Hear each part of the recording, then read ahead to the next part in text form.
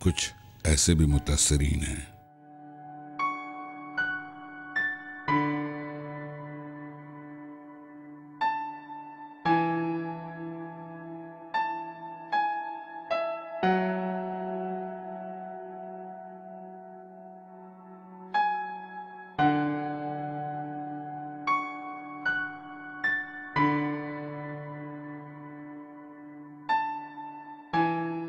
मैं सुबह 5 बजे घर गया था। रात भर हम सरकारी कामों में थे। सुबह जब मैं सो रहा था 7:27 पे, मेरे बच्चों ने स्कूल जाना था, तो ये ब्लास्ट हुआ मेरे घर पे। 5 बजे आया था, मैं सो रहा था। ड्राइवर ने गाड़ी स्टार्ट की, उसमें ऐसी खोला, बच्चों के बैग रखे। अब बच्चों ने उतरना था, 1 मिनट का फ़र्क हुआ, तो इन्होंने पीछे से लाके बारूद की भरी हुई गाड़ी मेरी गाड़ी से टकरा दी, घर से टकरा दी।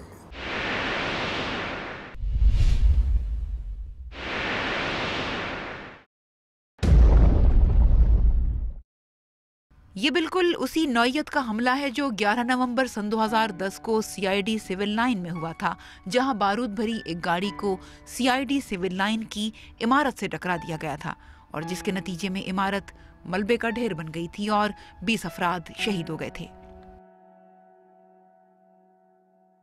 लेटेस्ट ये जो राउंड शुरू हुआ है ये 2002 से शुरू हुआ और जो पहला व्हीकल बॉर्न सुसाइड अटैक था वो भी कराची में हुआ था। होटल के पास वो इंसिडेंट हुआ था जिसमें काफ़ी लोगों की जान गई थी, जिसमें नेवी वाले और कुछ फ्रेंच टेक्नीशियंस थे वो हिट हुए थे।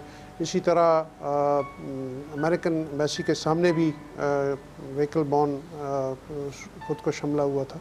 इस किस्म के खुदकुश जो हमले हैं गाड़ियों में खुसूसन, वो कराची में ही शुरू हुए थे पाकिस्तान में। इस मर्तबा ये तादाद 8 थी। 8 जनाजे ही नहीं उठे, बल्कि 6 खानदानों के 60 से ज़ायद अफराद सोगवार हुए, जीते जी मर गए।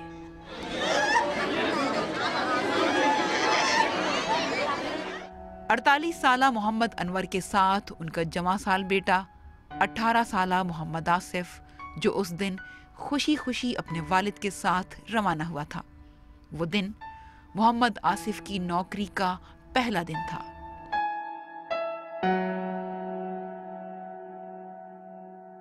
तीस साला मुमताज बीबी अपने 8 साला मासूम बेटे मोहित के साथ स्कूल के दरवाजे पर ही पहुंची थी।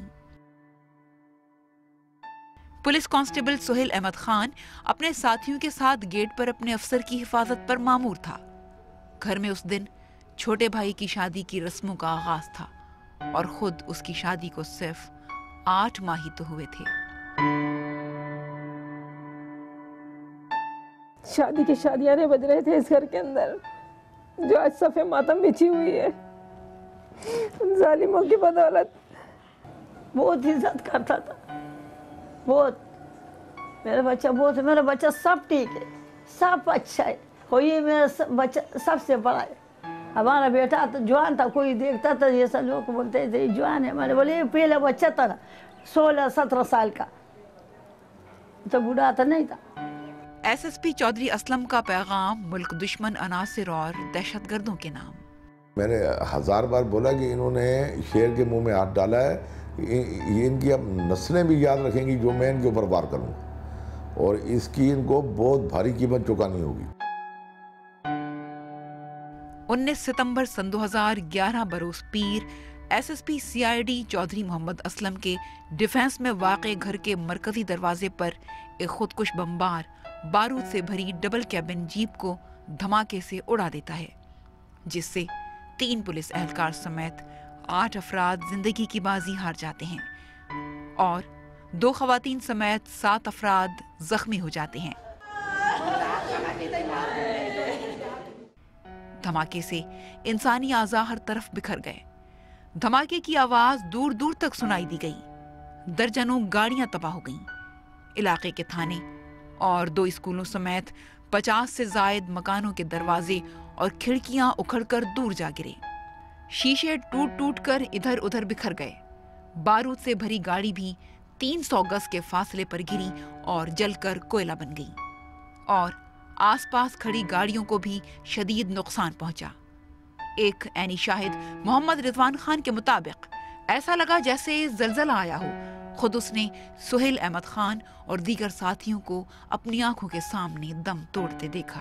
7:18 से 20 मिनट का टाइम था। हम लोग 6 आदमी वहाँ मौजूद थे, 6 जवान। पुलिस के सामने चौधरी असलम के बंगले के सामने टेंट लगा हुआ है, वहाँ हमारा गार्ड का है वहाँ बैठने का ना, तो दोनों गेट से कवर होते हैं। तो उधर हम बैठे हुए थे। तो 7:18-20 पे मैंने उनसे बोला कि मैं वॉशरूम जा रहा हूँ, ये राइफल का ध्यान करना है। ठीक है। सुहेल बाहर बैठे हुआ था, जुनैद बैठा हुआ था और कयूम भाई जो है ज़ख्मी है आया खान में, वो गाड़ी साफ़ कर रहा था उस टाइम वीको, जिसमें धमाका हुआ है। तो बाकी 2 और जवान थे, जाकिर और फलकनाज, ये लेटे हुए थे अंदर ही, टीवी देख रहे थे टेंट के अंदर। तो मैं अंदर गया हूँ, उधर वॉशरूम में हाथ मुँह धो के फारिग हुआ हूँ, तो एकदम ज़ोरदार धमाका हुआ। ऊपर से सारी छत जितनी थी वो टाइल भीम की, वो सब नीचे गिर गई, मेरे ऊपर भी गिरी काफ़ी। जिस वक्त वो वॉशरूम की छत गिरी है टाइल भीम वाली, तो मैं ये समझा कि शायद कोई जलजला खौफनाक है। देखा मेरे ऊपर कुछ नज़र नहीं आ रहा था, मिट्टी मिट्टी बहुत थी। तो शोर ज़्यादा हो रहा था, लोग अड़ोस पड़ोस से चीख रहे थे, आवाज़ आ रही थी, कोई कलमे पढ़ने की, किसी के अल्लाह अकबर कह रहा था वो।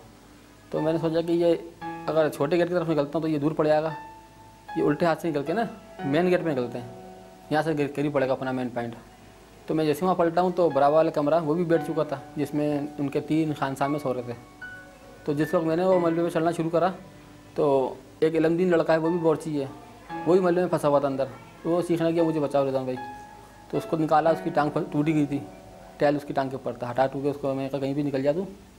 तो तीसरा एक निज़ामुद्दीन था, वही मलबे में दबा होता। जब उसका मलबा हटा के देखा तो वो फौत हो चुका था, उसके गर्दन पर भीम खड़ा हुआ था। बराबर बंगले से घूम के सीधे अपने पॉइंट पे पहुँचा हूँ तो वहाँ सब तबाही मच चुकी थी।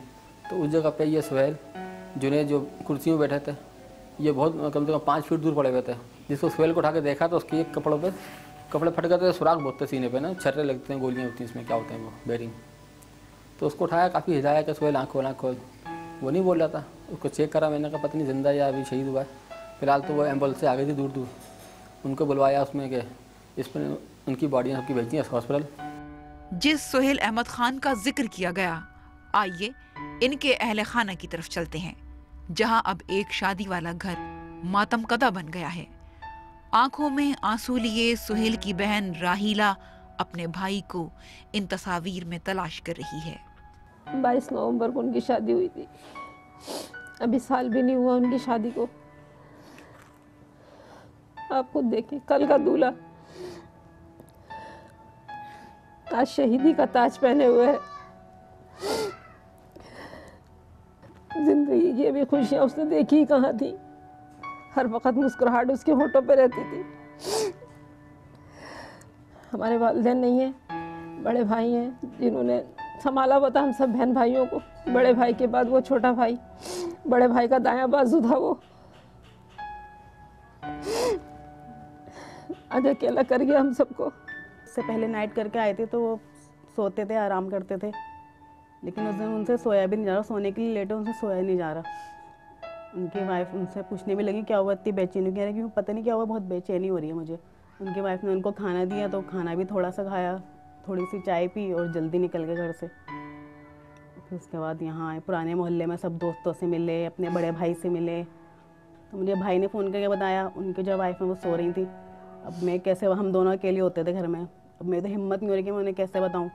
वो छुप छुप के रो रही है, अब क्या बताती, कैसे बताती। वो जब 10 बज गए, उनके हस्बैंड नहीं आए, वो बार बार फ़ोन कर रही, तो ज़ाहिर है वो नंबर ही नहीं मिल रहा वहाँ पे। वो परेशान हुई। फिर धमाका बड़ा शदीद था, जिसमें तकरीबन 300 किलोग्राम से ज्यादा बारूदी मवाद इस्तेमाल किया गया था। चौधरी मोहम्मद असलम की रिहाइशगाह पर हमले की क्या वजूहात हो सकती हैं और कौन लोग मुलव्विस हो सकते हैं, इस बात का इंकिशाफ वो खुद कर रहे हैं और इस हमले को दहशतगर्दों की एक बुज़दिलाना कार्रवाई से ताबीर कर रहे हैं।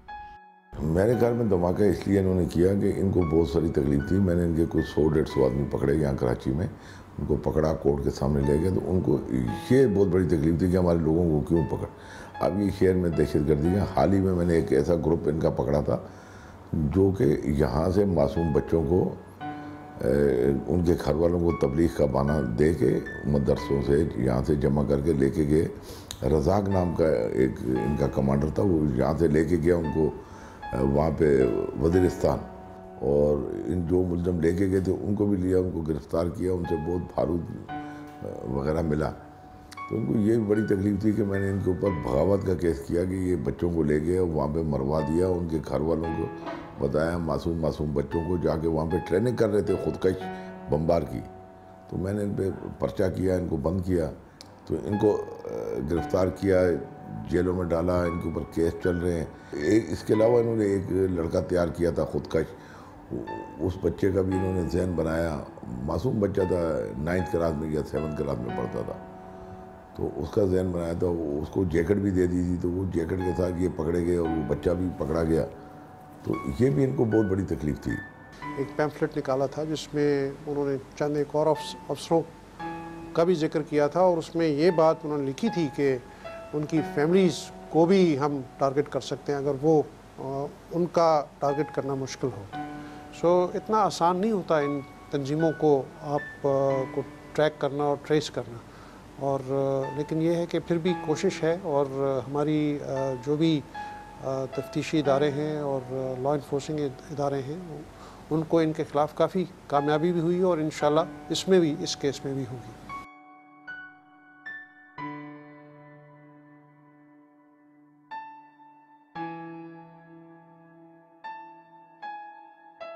ये क्रिकेट और फुटबॉल के शौकीन मोहम्मद आसिफ की वालिदा ताजमाला बीबी हैं, जिन्होंने 19 सितंबर वाले खुदकुश धमाके में अपने बेटे मोहम्मद अनवर और अपने 18 साल नौजवान पोते मोहम्मद आसिफ को उम्र भर के लिए खो दिया। मोहम्मद अनवर चौधरी मोहम्मद असलम के बंगले से मुत्तसिल एक बंगले में बतौर ड्राइवर काम करते थे। वाक़े वाले रोज वो अपने बेटे मोहम्मद आसिफ को भी अपने साथ ले गए। वो सुबह मासूम मोहम्मद आसिफ की नौकरी की पहली और जिंदगी की आखिरी सुबह साबित हुई। आइए चलते हैं एक माँ की तरफ जो बेरब्त सही मगर अपने बेटे और पोते के मुताल्लिक गुफ्तगू कर रही हैं। केन का स्कूल नहीं है, उधर डीवी के स्कूल में लगाया, उधर पढ़ता, 10 पढ़ा, खूब इंग्लिश बहुत आता था, ऐसा पता नहीं, बस फिर छोड़ा। तो खेलने में ये मैच और ये खेलता था, और 2 साल बाहर गया, बाहर शादी मादी नहीं हुआ, छोटा था तब, बाहर से आया, 25 साल इसके साथ था, हो गए। ये साहब नहीं है, इसके साथ 25 साल हुआ। ये उसका अनवर तो ड्राइवरी करता था उसके साथ। ये बच्चा इसका 8 पढ़ा, बोलते नहीं पढ़ता था, तो बोलते ये ख़राब हो जाएगा, ये लोग इधर उधर नशे तमाशे में करेगा, तो अपना साथ लगाया। हमें खानसामा के उससे पता लगा कि शाकिर भाई के खानसामा कि वो अनवर भाई आए और उसने घंटी बजाई है, बेल बजाई है। तो बोला मैंने नाश्ता वाश्ता दिया हुआ था सेठों को, तो मैं बोला फ़ौरन उठ के चला हूँ, और तकरीबन 10 कदम या 8 कदम में दरवाजे से दूर था और एकदम में ब्लास्ट हो गया। स्कूटर में दोनों गया, आधा घंटा नहीं हुआ, अब बस खबर लग गई। एक स्कूल का बच्चा, उसकी वालदा, ये कितना बड़ा जुल्म है। एक हमारे पड़ोसियों का ड्राइवर, उसका बच्चा, 3 हमारे सिपाही, अब ये सब गरीब लोगों को मारा, इनको क्या मिला?